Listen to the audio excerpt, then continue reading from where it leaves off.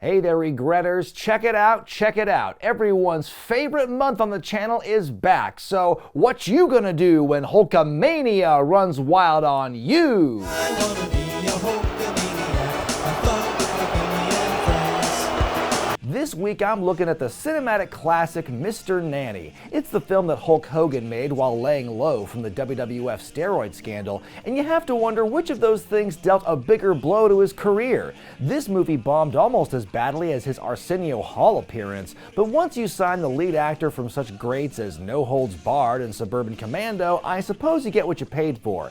In the glut of Home Alone and Kindergarten Cop clones that came out during this time, this is definitely one to add to the pile.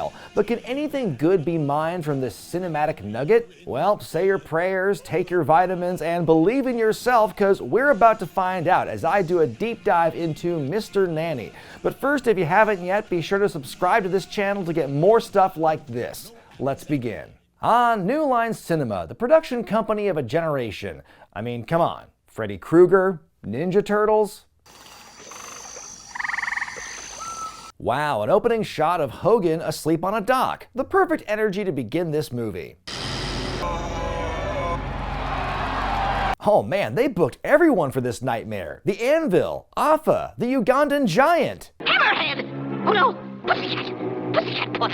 Batman! Why is it starting and stopping so much though? It looks like I'm watching this while stealing my neighbor's Wi-Fi. As this proto-Dungeon of Doom kicks the crap out of Hogan, do my eyes deceive me, or is Ed Leslie rocking the Zodiac gimmick a whopping 2 years before debuting it in WCW? You're telling me this wasn't even an original idea, Kevin Sullivan?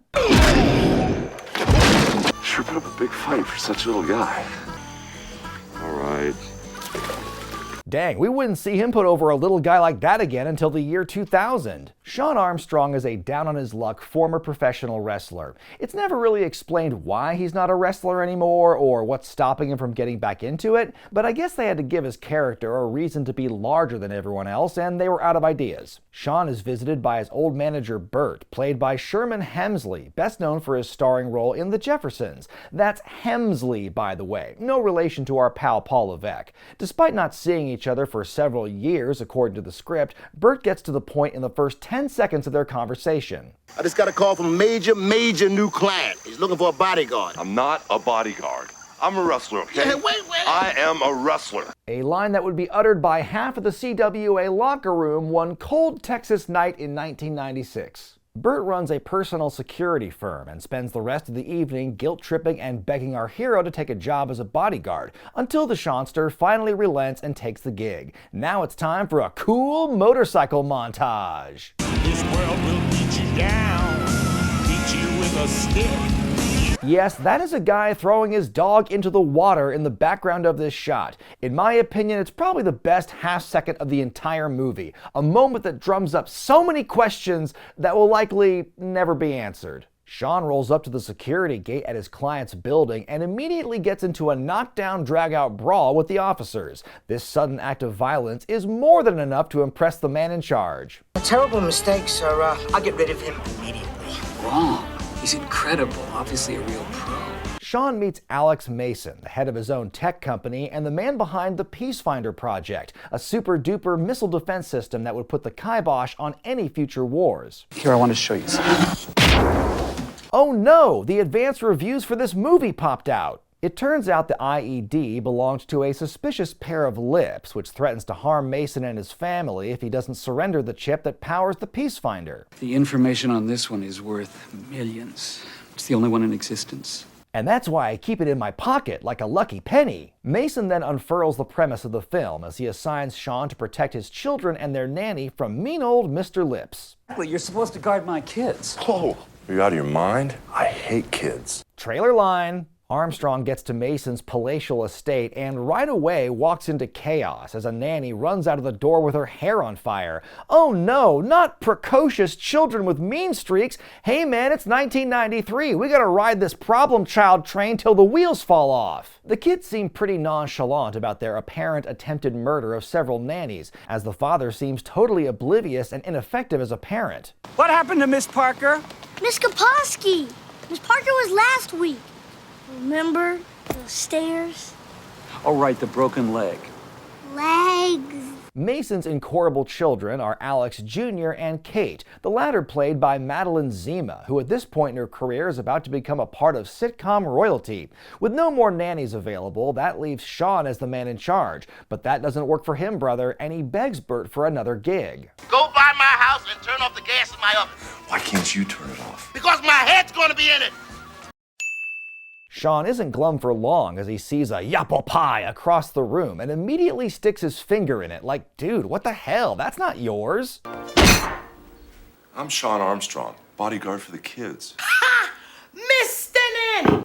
Only took him 13.5 minutes. Corrine is the cook, and she warns Sean that he won't last long with these rapscallions in the house. That's not so many names.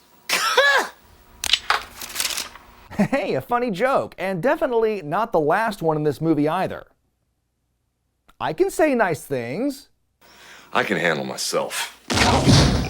Sean isn't at the house long before he starts becoming the victim of some hilarious pranks, like tripwire, water buckets, a bowling ball falling out of a hidden ramp in the closet, no doubt giving him a massive concussion, tripping on a wire while grabbing a greased-up hand railing, tumbling down a flight of marble stairs, and sitting on broken glass. Ah, such whimsy. And boy, once you're done suffering hit after hit like that, you'd expect the big guy to get really mad, right? Well, get this, he doesn't really react at all.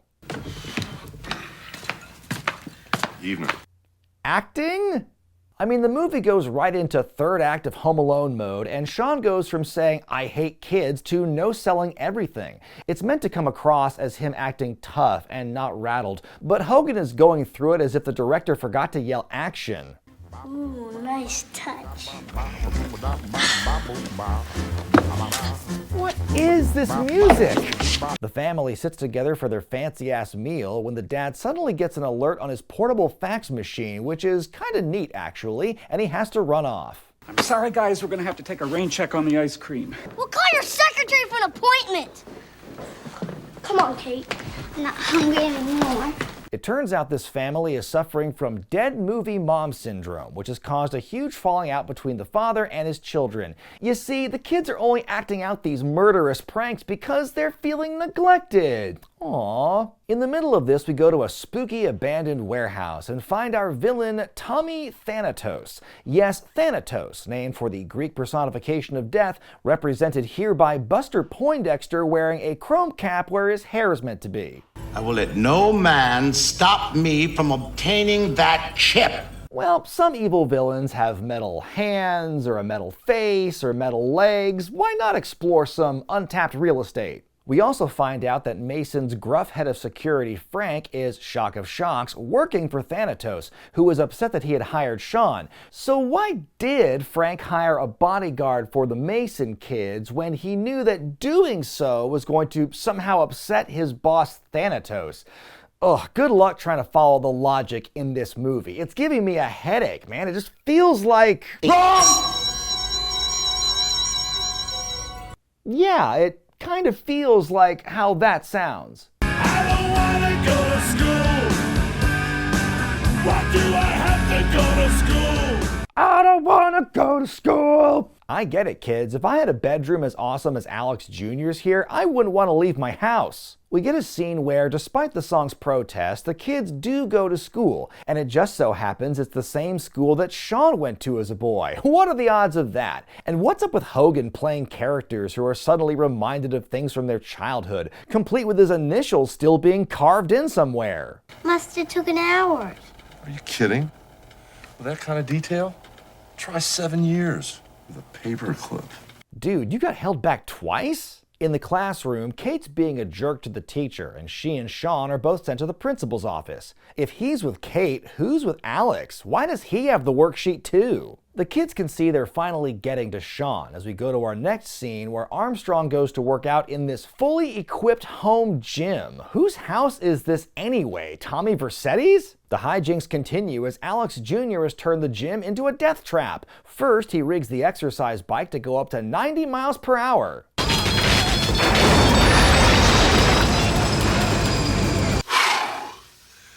Not a bad workout. How is that your reaction? Then he goes right to the bench press, where his sternum and throat are repeatedly crushed by 300+ pounds of weight using electromagnets. What a fun prank this would be. Sometimes you are so immature. Then they electrocute him in the shower.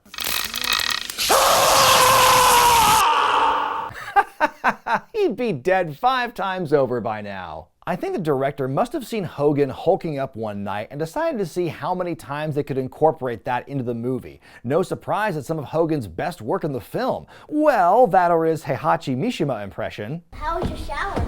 Stimulating.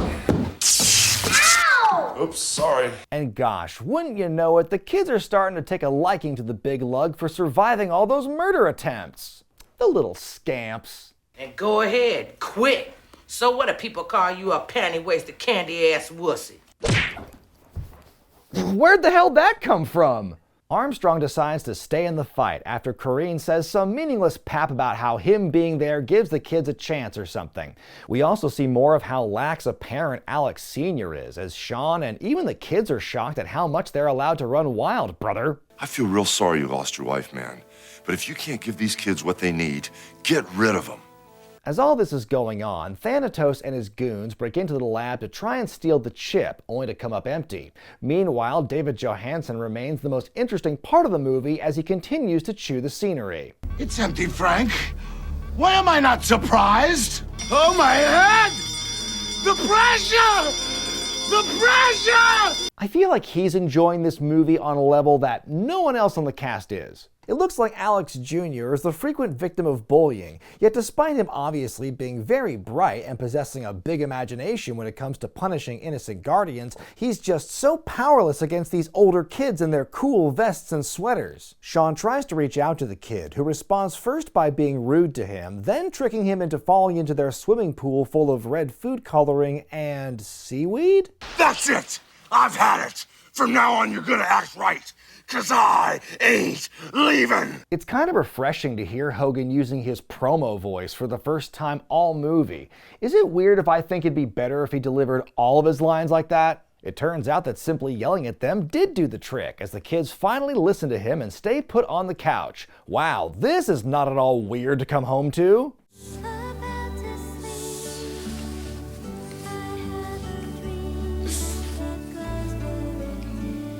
We've come to the part of the movie where Armstrong further endears himself to the kiddos. First, he tries to help young Alex out with some self-defense and exercise tips, but the boy learns that physicality isn't his style. Then, Hogan shows off his sensitive side as an actor, comforting Kate, who's still sad about her mom dying. I lost my dad when I was a kid, but I don't think he went to heaven. Cool! Good bedside manner there, dude. Then we get what you've all come here for, Hogan singing a nursery rhyme to a very demanding child. Sing. Twinkle, twinkle, little star, how I wonder what you are. My goodness, someone get Jimmy Hart on the line. Tell him we need 8 or 9 more tracks out of this guy's stat. In a very convenient plot point, Kate tells Sean to take care of her doll for the night, which Alex Sr. immediately takes so he can hide the special chip. He finally spends some time with his kids and tells them he loves them, which is great timing as he's heading off to be attempted murdered. He missed the turn to the airport. Driver! I work for Mr. Thanatos. How could you do that? What? Money! See? There's a funny movie in here somewhere. Meanwhile, Bert has come to crash at the casa after progressively getting all his stuff repossessed throughout the film. He and Sean entertain the children with the story of how he got his limp by taking a bullet for the big guy. And this scene is actually pretty great because it features the best 1-2 punch of gags in the entire movie. First, this awesome delivery. He tried to get me and Bert to rig a prestigious sporting event. The World Series? Close.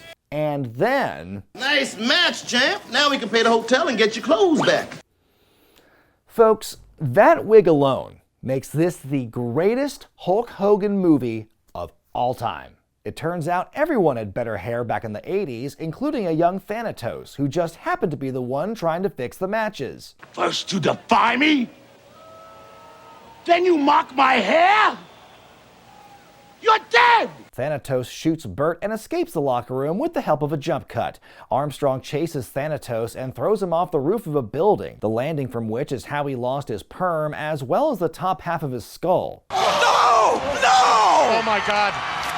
No! Then, apropos of nothing, Burt twirls his cane around. Fun! Back at school, Alex finally learns to stand up for himself by rigging his wallet to electrocute the bullies, finally channeling his murderous intentions for good instead of evil. Speaking of evil, Thanatos is torturing the dad and threatening the lives of his kids if he doesn't give up the chip. And speaking of even more evil, we have like 20 minutes to go in this movie and we haven't even gotten close to the climax.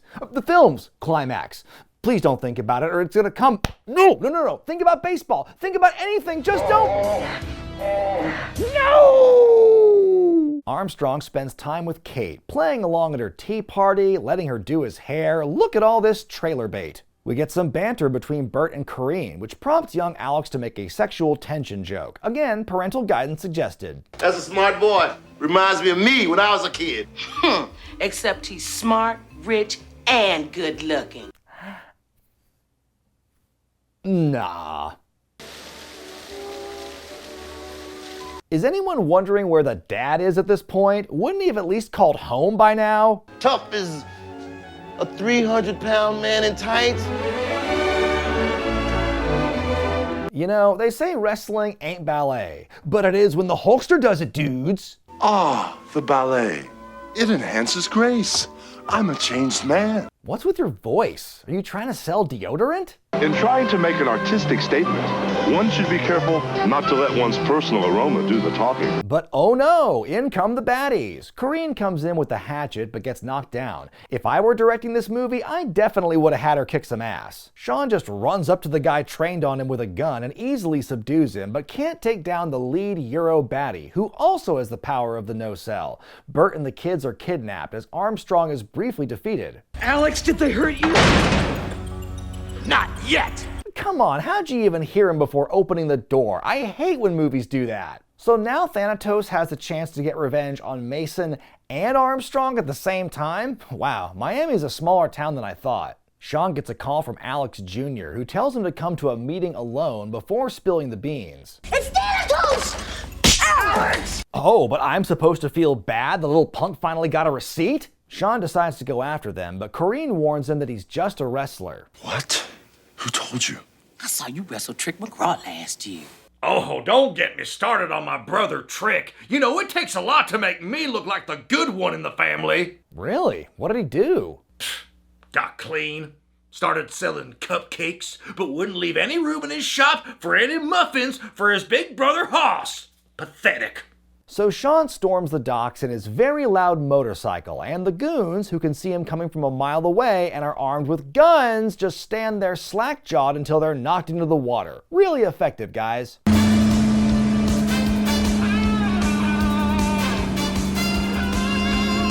Wow. That the best action music combination you could find movie? We even get a boat fight that ends with a baddie tied to an anchor and pulled into the water, so that guy's totally dead. I expected a more dramatic entrance from a man who wrestled at the West Memphis Pork Pavilion. I really hope that's a real place. A fight breaks out. Burt's able to free himself by shooting off his ropes, then takes a hell of a spear from Thanatos in his shiny head.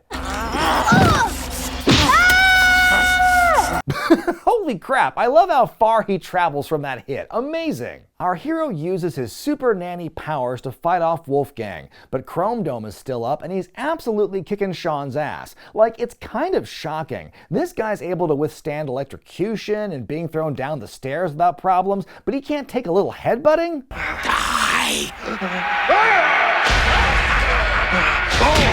Of course Brother Brutai would get the feature position as Sean's nightmare opponent in the third act dream sequence. The Alexes decide to create a superconductor on the spot, because of course they can. They hit the switch, which causes Thanatos to spin like a fan blade before being flung into the far reaches of space, leaving only his lid. I mean, why not? At the end of the film, Sean has to go now to do whatever it is he does from here. Who cares? Everyone says their heartfelt goodbyes as the kids show love in their own special way. When this job is over. I'm gonna settle down. Before I give my final thoughts on this movie, I need to talk to the demographic that it was actually intended for. So, what did you think, young Brian Zane? Ugh, it was so stupid. I hated it. Actually, you know what? I think you might be a bit old for this one. What about you, even younger Brian Zane? It was so stupid. I loved it. You know what? I kind of agree with him more. I've got to give credit where it's due. There are a lot of good gags hidden amongst the otherwise bad writing. I can only imagine how much better it might have been if they didn't try to make it a saccharine family romp. The sentimental acting is cringeworthy, but when it comes to punchlines and physical comedy, much to my surprise, Mr. Nanny is a lot of fun. Most of the music, which is composed and performed by David Johansen, is a choice, but only adds to the overall silliness. As is the case with most Hulk Hogan movies, the number one thing weighing it down is, well, Hulk Hogan. But I thought he was at his best when he got to be silly. Watching this movie made me realize Hulk shouldn't have spent so much time trying to be like Arnold. He should have tried being more like Jack Black. His acting career might have done better for it. This movie definitely came out a few years too late, but many of the jokes, along with the wacky and somewhat self-referential tone, makes it just tolerable enough to get through if you can turn your brain off and see it for what it is. If you're gonna watch any Hulk Hogan film, there are definitely worse ones than this. Forget the salary. Just get the nanny. I'm gonna check the grounds and then hit the rack. But what did you think of Mr. Nanny? And how about this review? Let me know in the comments section below. Be sure to give the video a thumbs up if you like it. Don't forget to subscribe to Wrestling with Regret and stay tuned throughout the month of May for even more Hulkamania. I'm Brian Zane, and I'll see you next time.